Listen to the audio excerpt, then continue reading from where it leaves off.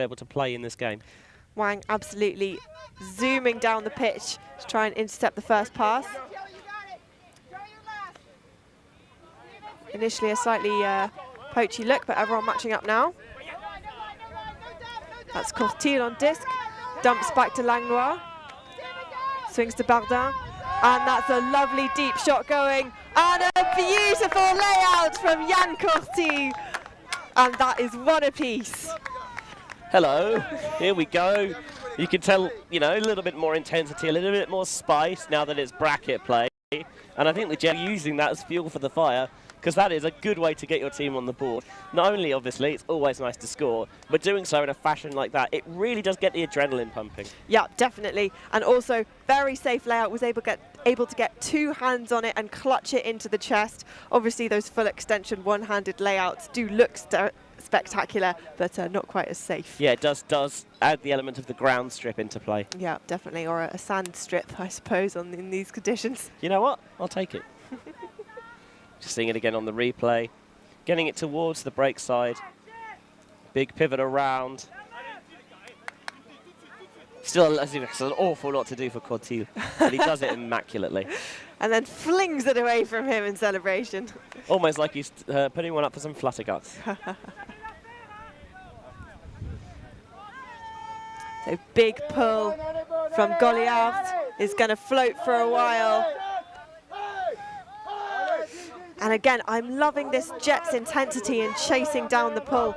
But man down, working it upfield. Cutters filtering through. Across fakes, finds Tulchin. And that's a very nice inside for a score. I mean... Oh, no, there's a pick call. He was, I was going to say, suspiciously open. Yeah, it's just Lebonge has a penchant for wandering beyond the sidelines and I mean, he's eager to celebrate with his teammates. Just on that occasion, he jumped the gun slightly. So I believe the disc is going to be given back.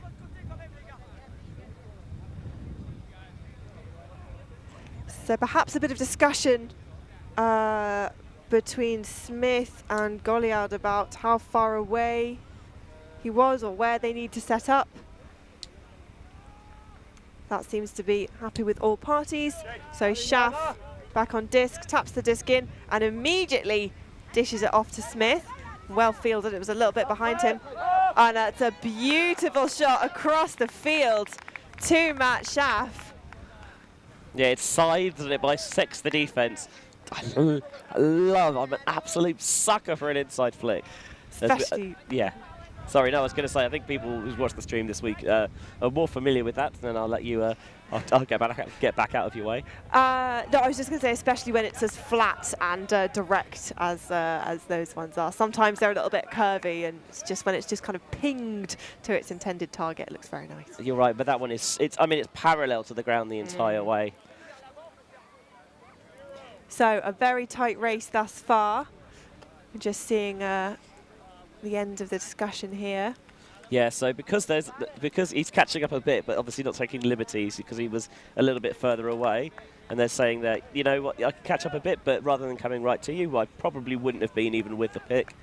Just take the space off, and they do the right thing there. Well, the player's free, so we can just get that little pop in there to get the offense moving.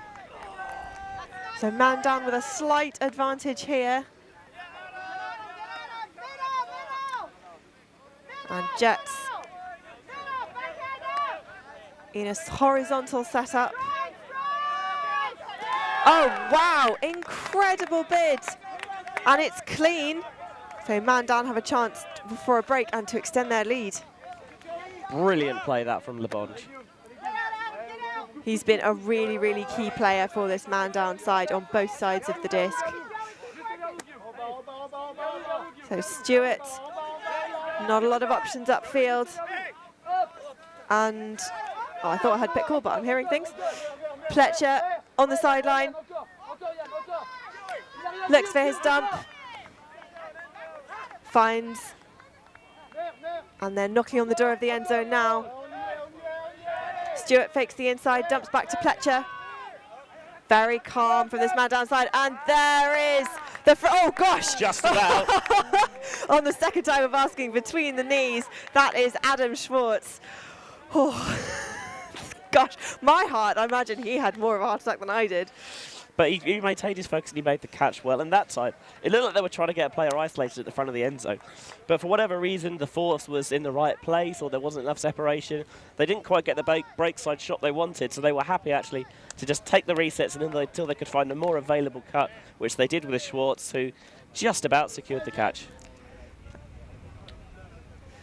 So we've got man down with a 2-point advantage now.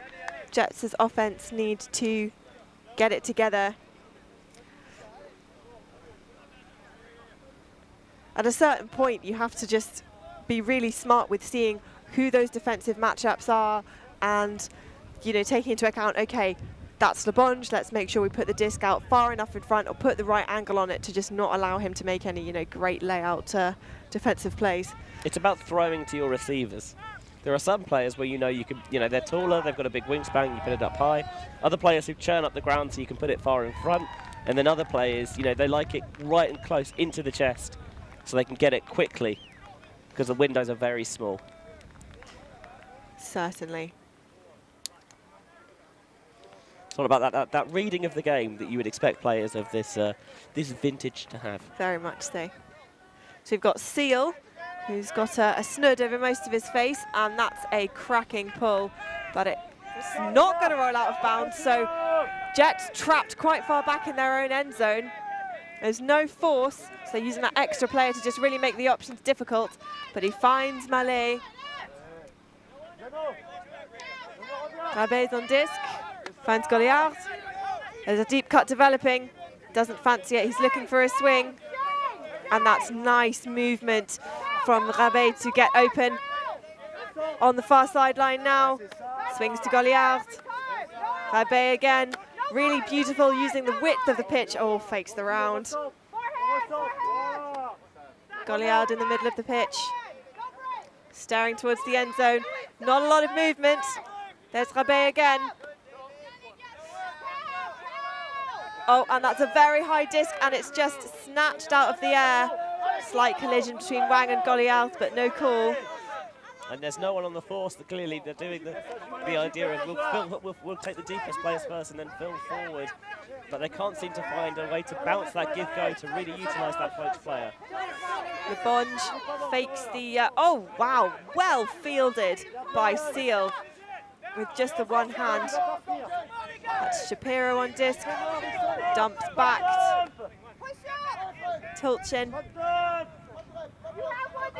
It's got LeBonge standing in the open side. And that's a nice break. Oh, and just an unfortunate error. There may be a call on the throw, because that certainly died very quickly. But Levinas, I can hear him saying, but I didn't touch you. I mean, he said it's a bit more French than that. I'm not going to impersonate our French players on stream. Probably a good idea. So it looks like it was a retracted call. Shapiro perhaps acknowledging that it was his error, or who knows. That's Goliard, big fake, and that's an offhand backhand that's going to be caught by Maehr and immediately put, and that is a goal for Goliard, who's been so instrumental in this point. It really feels like Goliard is the talisman for this Jet side sometimes. And yeah, some heads down, but I think because man down feel like they probably let an opportunity slip through their fingers there. But credit to Jets for earning that turn back and then putting it in at the second time of asking. Definitely, and I think the wind has been a little bit treacherous today. I think it's now possibly a slight upwind, downwind, but I'm saying that and then I'm looking at the flags and they're all pointing in different directions. So it's possible that the wind kind of pushed that disc into the floor because it was released quite high, but maybe it just didn't have enough spin on it. Regardless, we are now at 3-2, still a very tight game. And the best part is there's still plenty to come. More frisbee. Yes. Shout out to everybody watching on YouTube. Please do remember, as always, to like and comment, subscribe if you're not subscribed already, and if you would like to receive notifications every time we go live, do hit that bell icon to receive a notification. So we've got man down on offense, Colin Smith. Nice shot to Schaff on the sideline, but there is a pit call. Oh, bit of discussion and finger pointing. There was a call, or there wasn't. I think the problem here is there's some sort of miscommunication, because players stopped because they thought there was a call, and then maybe there wasn't a call, so some of them continued.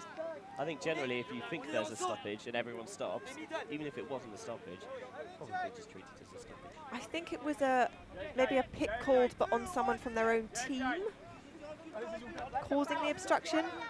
Anyway, got lacrosse and a deep cut. It's going to be a floater. Oh, a little bit of bumping, but Stewart running up behind reads it, manages to avoid the collision between the other two players. Yeah, I think it was Schaff who was kind of tangled under the disc with Planchat, and there was a little bit of argy-bargy underneath it. And in the end, the two of them suckered each other right underneath the disc. It went over their heads, and Stewart was there to gladly pick up the pieces. That's always a fun one to watch. Two players squabbling over the disc, and then someone just sneaks in from behind. I will use this to legitimately say that I skied two players taller than me because they both got underneath it. Yeah, legit. Yeah, absolutely legit. Exactly what I would say. See it happening here. I think originally there was maybe Planchat was thinking about calling the foul, and then actually he decided that, you know what, maybe we were both giving as good as we were getting, 6 of one, half a dozen of the other, and actually, you know, we both suckered each other in, and that's what allowed Stewart to get there. Also, I was a little bit surprised to see Lacrosse shoot the flick deep, because of course, as we mentioned, usually he likes that forehand side backhand. Well, you'd hope these players who've been playing this long are able to do a little bit of everything. Yes, yeah, I agree. So now at 4-2. Man down, possibly keeping their composure a little bit more than the Jets are, and that's going to roll out of bounds. So Boileau will walk it up to the front of the end zone line. Hey, nothing in the middle! You know what they want! Merlowasco from the sideline, reminding her team, nothing up the middle. She's a very vocal presence on the sideline, isn't she? It is great to have as a teammate. So important having that sideline presence. Just knowing that your teammates have got your back. Very nice lateral movement from the Jets once again. Oh, and that's a really unfortunate drop from Boileau, just a bit behind him, couldn't quite change direction fast enough. Yeah, he made an acrobatic attempt at it, but the throw was just off target, and there wasn't much Boileau could do with it. So we've got Seal now with a high release IO, and we've got two diving man down players, but it's just too far in front of both of them. Oh, you took the words out of my mouth there. Sorry, Ali. That's quite all right, Benji.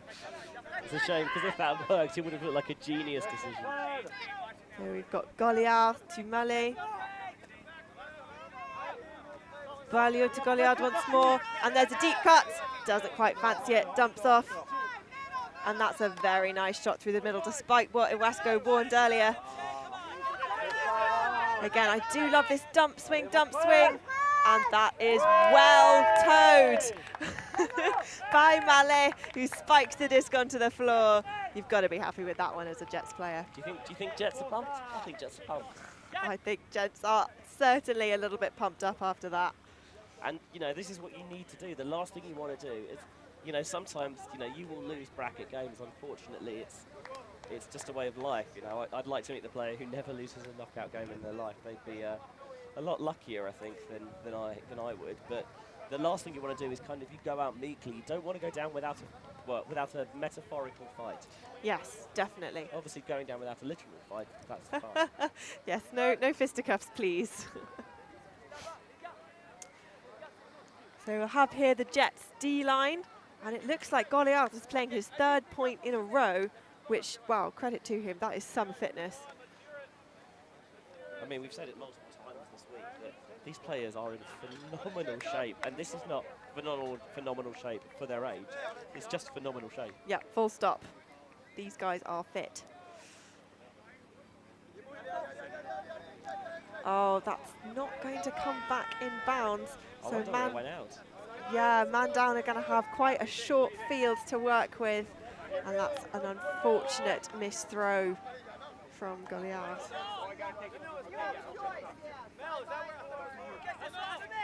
So a bit of discussion, but Pletcher is going to have the disc tucked in, just under halfway up the pitch.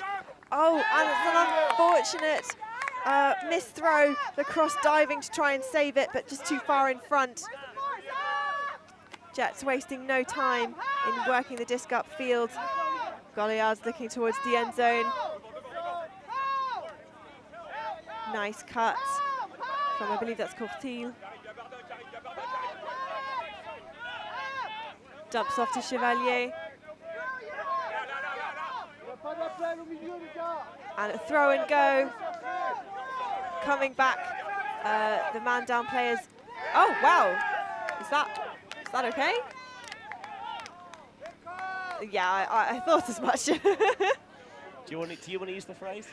No, all yours, Benji. Suspiciously open. Suspiciously open. Wait.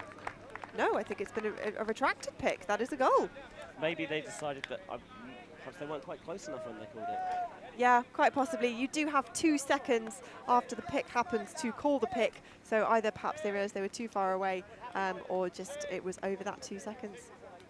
Either way, I'm not sure that Jets will mind. And well, I think what the interesting thing there was they chose to bring the ball in from the sideline rather than bricking it. They were slightly further down the field as a result of doing that.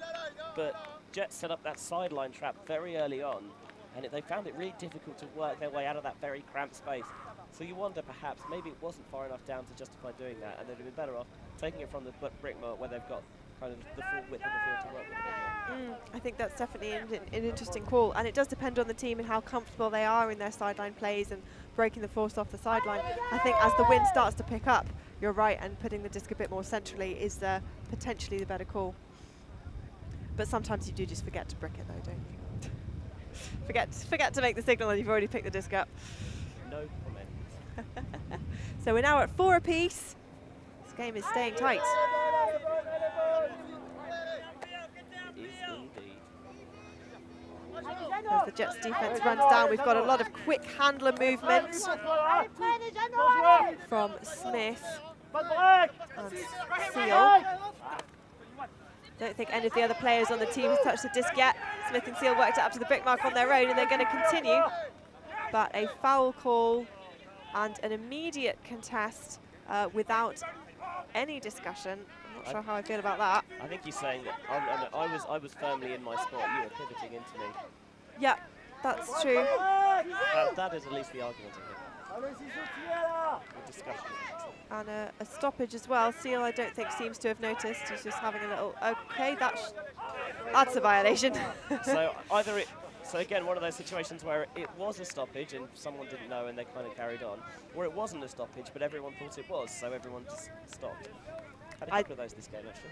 Yeah, it's a difficult thing, especially with some marking violations, which technically aren't a stoppage. But as soon as you see the thrower and the mark having a discussion, the instinct as a frisbee player is, oh, the discussion, we ought to stop.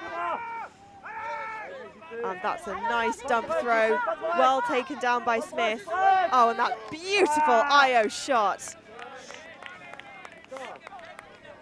And the French players on the sideline not very happy with Rabez's performance on the mark there, but it is so hard to stop everything. It is, and especially if you're perhaps a slightly taller player on the mark, those low releases, it is difficult to get down that low. It's why a lot of players like to go for the foot block, but then of course if you go for the foot block and the disc doesn't go, you're lunging, your body weight's off balance, and that really opens up the break space. It's a tricky one. Here's the catch with Smith from his knees, but gets the crab claws around it to clutch it in. And then, to be fair, he's trying to stop the around, but the pivot's just too good, and it's deliciously put there for Lebonge. Yeah, I mean, if a disc goes anywhere near Lebonge, he's probably going to try and catch it or D it. I mean, he's got a big wingspan to aim at. He's got a lot to work with. Decent sized strike zone. definitely. Good area of attack. Well, they call it a good hitbox. Yeah, actually I like hitbox. We'll go with that. Apologies to any non-gamers watching. That's a lovely shot, that. Pulling out from the Sardinian mountains in the distance. So Jets with an opportunity to equalise under some fierce man-down defence. We've got Chevalier looking upfield, looks to his dump, and that's some lovely dump movement from Bardin. Back to Chevalier. Very happy to work it between themselves, these Jets handlers. But store count must be rising. He puts up a lovely floaty shot to Boileau. He's so wide open. Yeah, I don't know what happened, maybe a stumble from Lacrosse. And, oh, it looks like it was maybe a high stall situation, and Jan Courty not able to make the catch. So the hooter goes for the half-time cap, so we'll finish 1 point. We'll finish the point, add 1 to that, and that'll be the half-time point cap. As, yeah, it's a hero making a pass potentially for Courty, but it's too far out in front. Yeah, so it looks like we will either have half at 6 if Jets score, or half at 7 if man down score. 7 being half regardless of time in these games to 13. That's a really nice cut set up from Kevin Reardon with the shoulder fake. Got Lacrosse looking for either Wang, also with a shoulder fake. And it looks like there's another bump on the mark, uncontested by Boileau. Again, you can see that Lacrosse is looking for that backhand all the time. Oh, and that's a fantastic D from Courty. Again, he looks so much more comfortable with the backhand than he does with the forehand. And that time he got too much air under that one. And it allowed Courty to come in and bash it away. We've got Chevalier very close to the end zone. Not a lot of movement. Some of the French players looking a little bit tired. This has been quite a long point. Chevalier not quite in. He'll walk it back to the line. Just on the corner now. And that's an upline cut. Is it going to be a score? It is! That's Boileau to tie it up at 5. So we will have a half at 6. You know what that means, don't you? Is it a Galaxy point? I think it's our first Galaxy point of the week. Does it count if it's not 6-all? Oh, yeah, it has to count. Yeah, I mean, it's sudden death to take half. That's a Galaxy point in my book. Couldn't be happier, Benji. No, I love it because people think, oh, it's not. I mean, it's a huge momentum shift. You know, because if Jets could get the break here, for example, they'll be starting the second half on 0, and all of a sudden you've got the disc 2 possessions back to back without giving the opponent a sniff of it. You know, getting the break before half-time would be so important for Jets. So it puts a little bit of pressure on man down here. Yeah, could be absolutely huge, as you say, momentum shift. And we're seeing Barney come onto the pitch for the first time. We've had a lot of strapping around that left thigh earlier. Not seeing it there at the moment. So it'll be interesting to see how fit he is. I saw some of the man-down players in the physio tent earlier, so I think potentially a couple of days of beach is taking its toll on some of these legs. As you would expect. I mean, beach is punishment. We've got Jan Courty, who has stolen one of our chairs and is sitting behind us, just having a little breather in the shade. I mean, it is hot out there. It's going to be, you know, high 20s, low 30s in terms of degrees Celsius out there. It is certainly warm. So we've got Barney, finds the bonge. He's got a couple of upline shots. That's a very nice cut from Barney. One player in the end zone, and he puts out a floater. Bardin not anywhere, Goliard not anywhere near it, and that is half for man down. Pretty good point that actually. They look pretty assured. I thought there was a little bit of panic creeping in down the end zone. They tried to get a Tolchin kind of sneak around the outside. He almost got in his thrower's way there, but actually just about had that window open for long enough to find the throw down the line, and man down will take a 1-point lead into the second half. So Matt Schaff walking off the field. I really like how he utilises the depth of the end zone. You can see it here. He gets behind Goliard and he makes this diagonal cut towards the back, giving Lebonge that space to just lead the disc into. Yeah, it's really tempting to just try. You want the disc at the front of the end zone because it's got less far to go, but actually you mentioned, if you want the disc at the front of the end zone there, it's a very horizontal cut. So A, it's more difficult to throw it into space, and B, the defender's going to be a lot closer. You don't have the ability to really arc it around to get the right trajectory on it that you do with that angle cut to the back. Well, I say Couldn't agree cone. more. Back Yeah. corner. Back ribbon. Yes, that'll do. A lot of very sweaty, sandy players on the sideline. The sun is scorching here. It's not so bad in the shade, but as soon as you get under the rays, it's very warm. Yeah, I am desperately trying to protect my pasty skin. Need some tanning lotion, Benji. I absolutely do not. So, an end. In fact, it was almost if we didn't have a half because Jets buzzed on the other side and they were on defense. So, we play as if nothing had happened, even though half-time has. No breaks here in these shorter games. Oh, that's a lovely upline save from Langlois, but it looks like it's going to be called out by the man-down player. It did look like he landed sort of hands first as he dove out, not able to keep his feet down. So man down, working it laterally around the pitch. It's a real saying that for Jets because it was a magnificent effort. Oh, fakes the scuba. Cheeky. Finds Stewart. Doesn't fancy the sideline shot. Finds Pletcher. Pletcher dumps it off, and that's a nice shot through to Stewart, who didn't have anyone on him. Oh, like cheeky little push. Oh, there we go. And it hits him in the chest. He staggers a little bit with the force of it. But that is another score for man down. I think this might be their first 2-point lead. Oh, no, they had one earlier, and they've restored that 2-point advantage. I think that was almost a scenario where the disc caught the receiver more than the other way round. And again, a little bit of creativity, you know, faking the scuba, using the push pass to quickly get that through to the break side, because you know the force is in if you want to do the backhand, and getting enough touch on that flick over a very short distance can be incredibly difficult. So they utilised the push pass well. There was the bit from Langlois on the far sideline, couldn't quite keep it in. And man down take advantage, and the first point of the second half is a break to put man down up 8-6. I'm not sure what I could really call Jets doing differently thus far. It seems like there've just been a couple of throws that have been maybe caught by the wind a bit or haven't come out of the thrower's hand as intended. Is there anything you'd say to them, Benji? They've certainly got the intensity that they need, and I wonder if sometimes they just need to. You want to try and get the intensity on defense, and somehow when you go switch over to offense, immediately let the air out of the balloon and just stay cool, calm and collected, but it's a difficult thing to manage. And that is a very bladey pull, but it will roll out of the back of the end zone.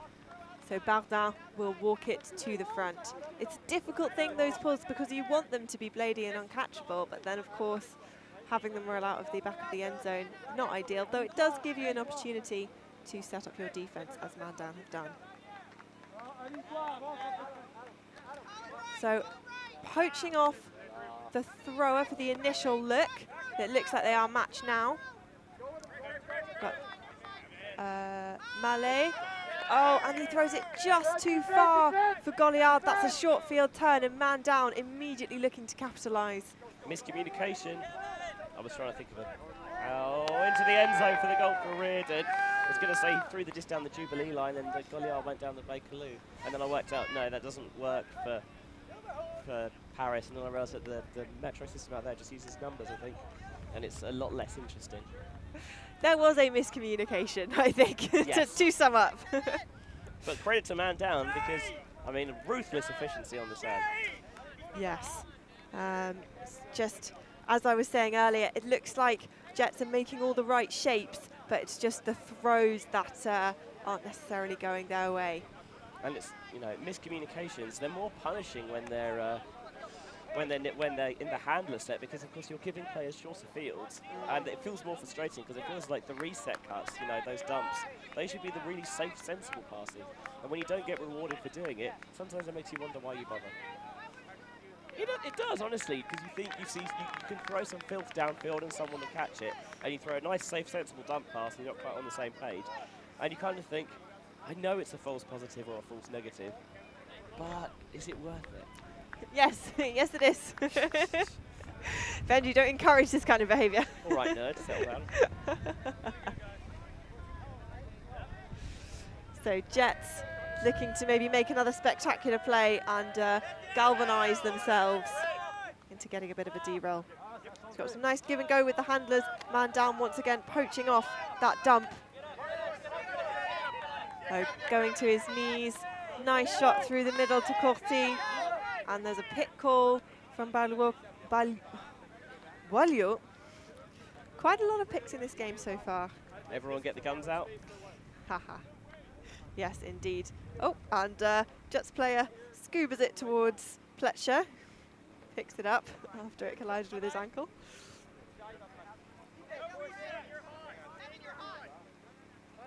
Yeah, kind of just tried to flip it to his teammate, but Pletcher was there instead. So Cortil, nice little shot to Chevalier. He thinks about the dump and then thinks again.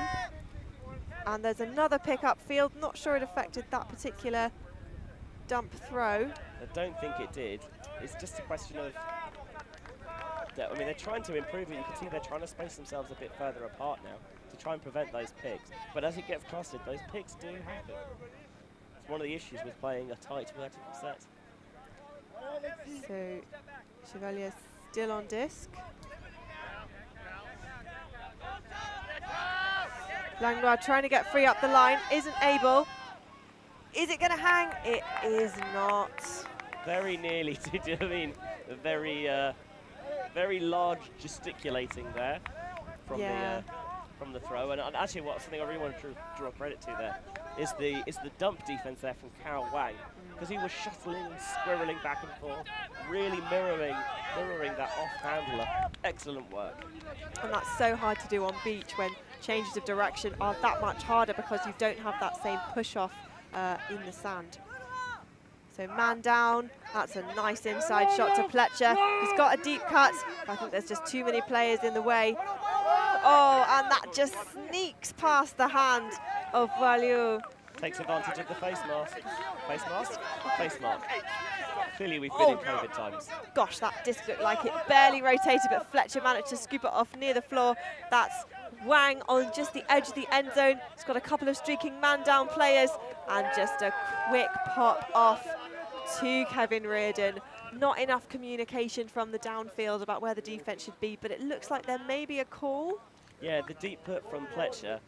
Jan Corti, I don't want to say that he played up some contact, but he took what seems to be a little bit of a push from Pletcher, perhaps, to create some space to really try and curl that blade around, and the disc is in fact going to go back to the thrower, I think. Seems like they're both laughing, so nice to see it's been resolved. It was very dramatic. Not that I am accusing the French of necessarily being over dramatic, but it was yeah, a nice little bit of humour almost. Don't think anyone was accusing you. Don't see why you felt the need to defend yourself, Benji. Oh, excellent. A little bit of physical comedy. So it looks like we're coming in stalling 5. So man down will have 5 seconds to get the disc out. I think I heard Pletcher call a He-Man play, which I'm very interested to see. I assume that somebody has the power. What that power is, I don't know.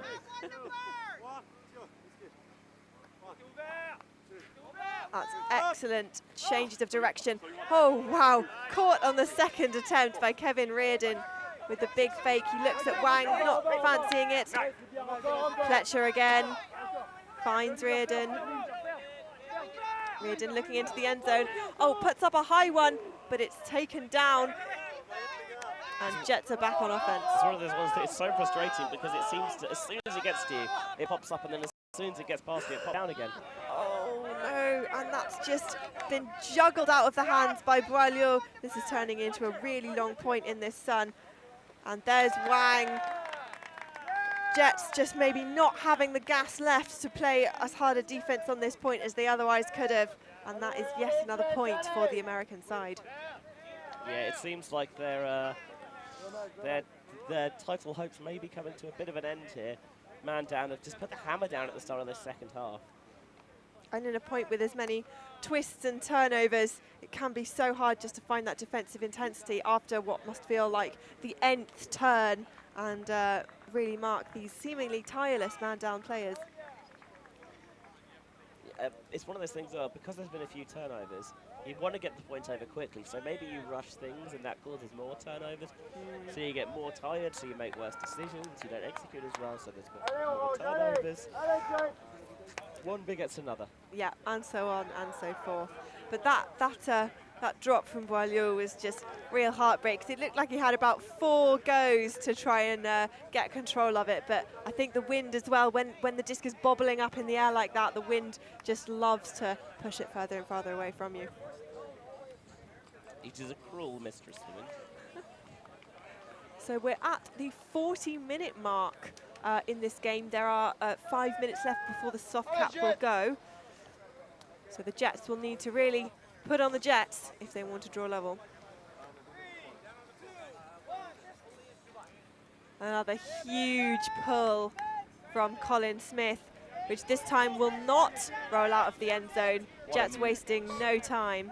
You beauty. Was a really lovely pull. So we hear the clown horn for 5 minutes left. Goliard thinks about the hammer. Opts for a slightly safer give and go instead. He's got a dump cut from Levena, but not a fan. It looks like there may have been a little bit of a bump. I think Lebonge admitting his fault there. So we've got Rabet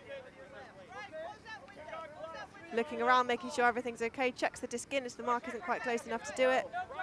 Oh, and that's a nice break around the outstretched arm of Lebonge. Bardin immediately swinging to Planchin.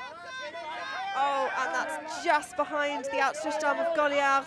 So it's another relatively short field turn for man down, looking towards the end zone now. Scott Lacrosse, but lasers it through, and it's another devastating IO score. Jets can't be very happy with that one. That throw has been absolutely money for Colin Smith, and why not keep cashing it in? Yeah, there's some slightly dejected-looking faces walking towards the booth right now. And the problem is as well, when you go a few points down, because these points are so tough when the weather's as hot as this is, the comeback just feels sometimes it's just like you don't have the energy almost. But as we mentioned, the last thing you want to do is go down without putting up a strong test for your opponent. And I'm sure Jets will try and leave it all out there now. I mean, I agree with you. I hope that's what they're doing. I do feel like, as you said, in terms of the energy that you need, and not necessarily physically, but mentally, to have to think, okay, we need to now score 5 points while playing super hard, super tight defense and forcing turns from a side which is not making a lot of unforced errors. That can seem like an insurmountable task. I think that's the thing, is that we're not really seeing these unforced, Mandela are making errors, but they're kind of being forced into them, as opposed to Jets, where it feels like a lot of these errors are what you would, class as perhaps slightly unforced. Just things like miscommunications, drops, throwaways. And we are seeing some frustration definitely creeping into the faces and voices of the Jets side, which is not going to help you necessarily make those decisions or keep that focus for those throws. Oh, lovely up line. So free. And I thought he was going to rip one upfield. It looks like Mallet has the disc. Maybe a bit of a discussion about whether or not he was in. Made a bit of a meal of the catch regardless. I think he may have been straddling the line. I think he... Ooh, did he drop? I don't know. Either way, it's a turnover. So, got one player in the end zone, waiting for the others to come forward. He's got Pletcher. Swings round. And a wide open, that's not Lebonge, who is that? That is Schwartz. That is Schwartz, thank you. Claps for the disc and then Clapp catches it. 11-5, and it feels like Jets, they are in free fall at the moment, unfortunately. Yeah, they do certainly look a bit dejected as they walk back to the line. I want to see some French fire, some French passion. I feel like they just need someone somewhere to get that big sort of energizing play, and it might not be a total momentum switch, but it will just be that dynamo, that catalyst to spark the offense back into life. We've seen it happen. We know they can do it. The stars just need to align for the Jets and make something big happen.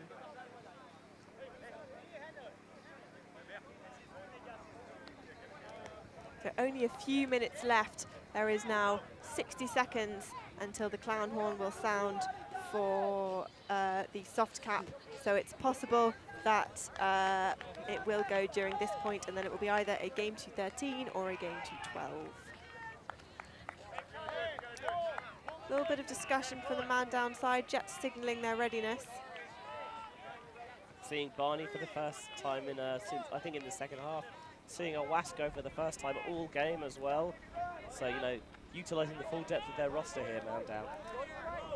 Perhaps, yeah, players who are feeling a little bit achy in the legs wanting to come on for what could be the last point. The Wasco certainly looks very fresh, so chasing after the disc.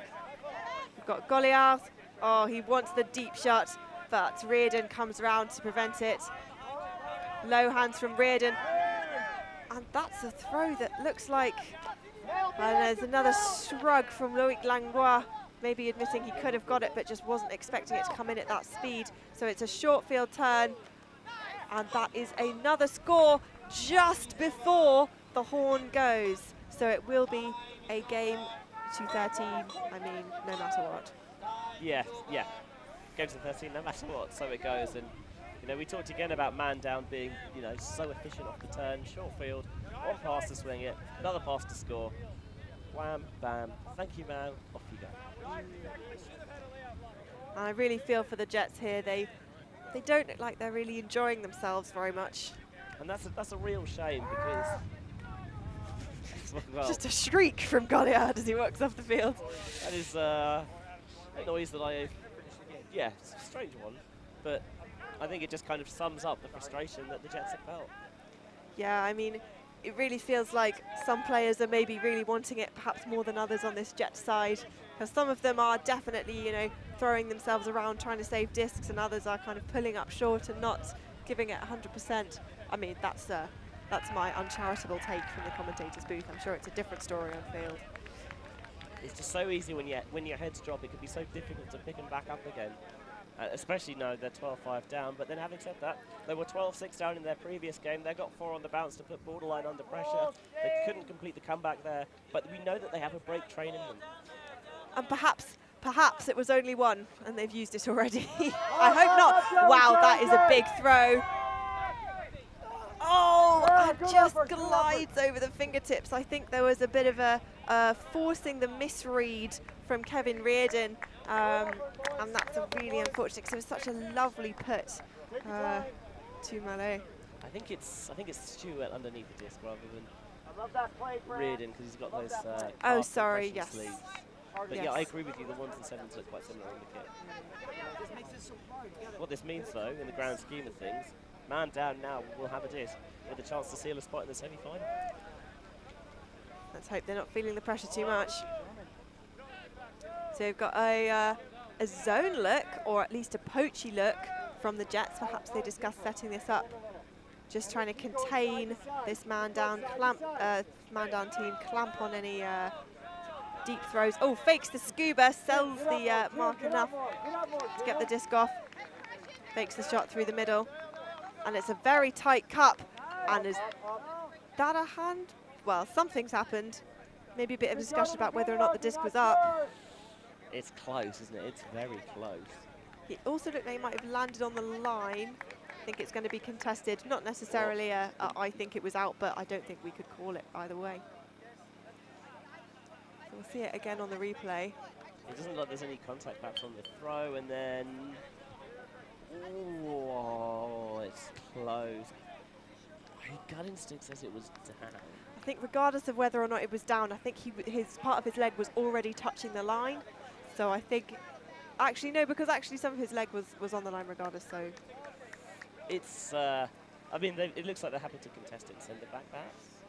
Or, yes, because Langlois was on the mark in this sort of zone look. It's the right throw, you know, you've got to play a poached in space. You just need to be able to break the mark effectively, which we've seen that they can do. Oh, and there's the scuba. Very cheeky no-look scuba. The Love cup it. closes in again. I think he's potentially looking for a long shot. Finds Goldsmith.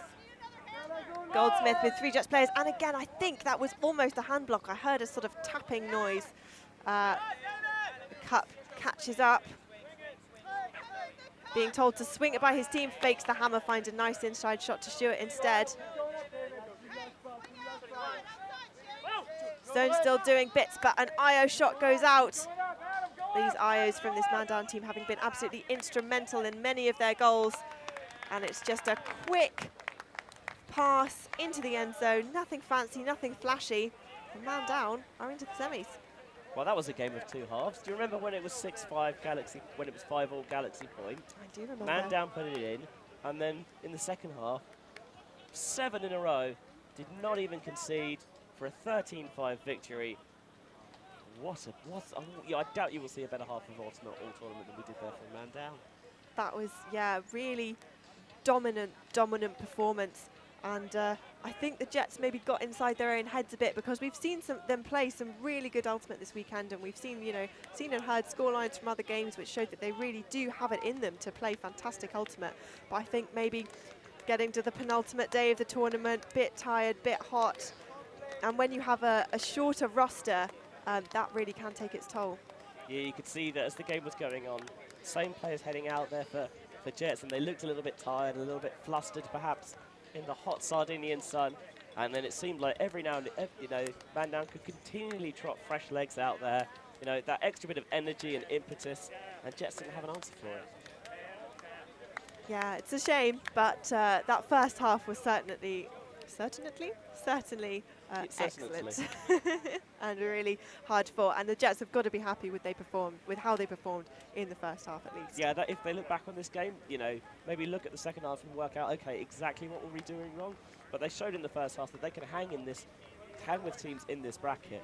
And now you've got to pick yourself up for a chance to play for 5th place tomorrow. Absolutely. And I think a lot of these players are going to be playing in the World Grandmasters Beach Ultimate Championships representing France in LA soon. So lots of lessons to kind of learn and take forward to help them improve at that tournament. I would certainly have thought so. So we're just going to leave you with some of the highlights from this game here. Do remember, if you have enjoyed this game and the Ultimate coverage so far, we would really appreciate it if you left us a like, a comment, hit the subscribe button if you haven't already, rang the bell, etc., etc., etc. And if you are in a position to financially contribute, I appreciate that not everyone is during a pandemic, but you can find details to our Patreon in the link in the YouTube description, or you can find more information on our website, www.ulti.tv. You can pledge to become a patron from as low as a couple of dollars a month, all the way up to the highest tiers. You can become an Ultimate producer, like Patrick from Madx or Stephen Cameron of Cameron & Co. Architecture. And honestly, that support means that we can keep Ultimate games free on our YouTube channel, like we are doing here up until tomorrow at WGGMBUCC, and like we will be doing from Thursday to Sunday at XUCF in Bruges. More Ultimate, wall-to-wall Ultimate for you this week. What a life. I think that's about going to do it for us. Should we try and get out of the sun before the last game of the day? That sounds sensible. It does indeed, which is very unlikely. For everyone here at Ulti TV, I've been Benji Rees. I'm Ali Thomas. We will see you for our second quarterfinal.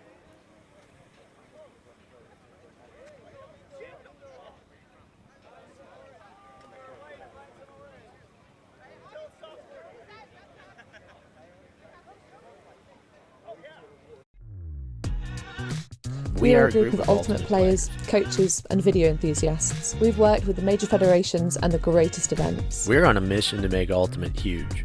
We want our videos and live streams to be free to watch. We want to make stories that not only reach you, but also reach people outside the Ultimate community. Like and subscribe, Ultimate TV, the best in the world. Become a member and fund fund our work to cover more events in the future and to bring more stories and live coverage to the eyes of the Ultimate world and beyond.